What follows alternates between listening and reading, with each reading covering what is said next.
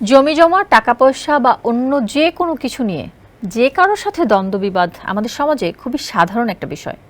এই সব কিছুরই মীমাংসা আছে এবং মীমাংসা হয়ও, কিন্তু দ্বন্দ্ববিবাদ ছাড়াই কারো ক্ষতি করাটা কতটা বর্বর ও অমানবিক। তাও কৃষিভিত্তিক এক গ্রামে প্রথমবারের মতো এমন দুর্বৃত্তায়ন, এতে মুষড়ে পড়েছেন গোটা গ্রামবাসী। দরিদ্র এক বর্গা চাষির একমাত্র অবলম্বন ছিল তার উঠতি ফসল, যা দিয়ে তিনি তার সংসার চালাতেন। রাতের আধারে সেই ফসল সহ গাছ কেটে মাটির সাথে মিশিয়ে দিয়েছে দুর্বৃত্তরা। বিস্তারিত থাকছে ডেস্ক রিপোর্টে। পটল গাছের সাথে শত্রুতা শুনতে অবাক লাগলেও এমন ঘটনাই ঘটেছে দিনাজপুরের একটি গ্রামে। রাতের অন্ধকারে বর্গা নিয়ে চাষ করা একটি জমির প্রায় ৬০০ পটল গাছ কেটে ফেলেছে দুর্বৃত্তরা। ওয়ালটন ফ্যানের অ্যারোডাইনামিক ব্লেড ঘরের কোনায় কোনায় ঠান্ডা বাতাস ছড়িয়ে হাওয়া বদলে দেয়। অন্যের জমিতে চাষাবাদ করে কোনো মতে সংসার চালানো কৃষকের চোখে মুখে এখন শুধুই অন্ধকার। কিছুদিন পরে আমি পটল ছিঁড়াবো, সেই পটলের গাছ উখড়ি দিছে, এগুলা দিয়ে আমি সংসার চলাই। আমি গরিব মানুষ। দিনাজপুরের খানসামা উপজেলার পশ্চিম হাসিমপুর গ্রামে রাতের আঁধারে এসব পটল গাছ উপড়ে ফেলে দুর্বৃত্তরা।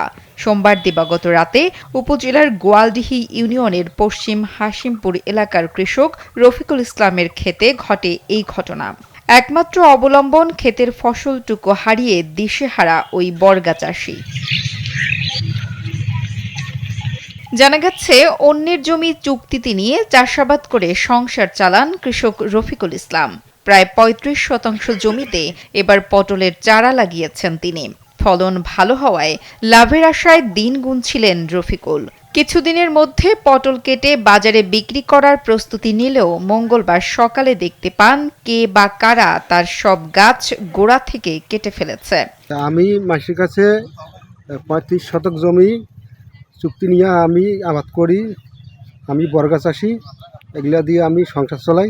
এখানে ৬০০ গাছ আছে। এই আমরা পটল এই কয়েকদিনের মধ্যে তুলবো আর বাজারে বিক্রি করব, কিন্তু দুর্ভাগ্যক্রমে আমাদের এখানে এই গাছগুলো সব উপড়ে ফেলেছে। পশ্চিম হাসিমপুর গ্রামে এমন ঘটনা এবারই প্রথম।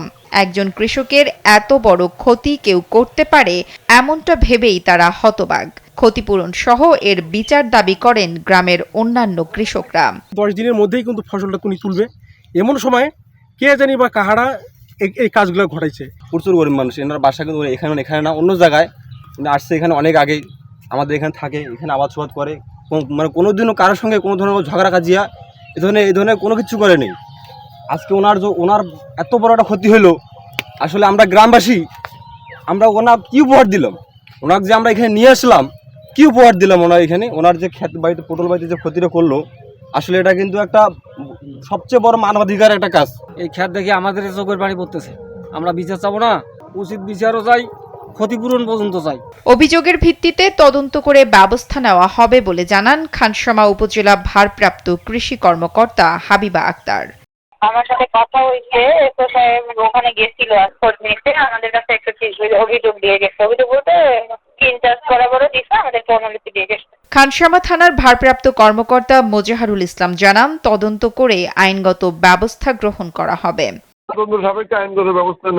এলাকাবাসী বলছেন, কারো সাথে শত্রুতা করে তার জীবিকা নির্বাহের পথ বন্ধ করে দেওয়াটা অমানবিক।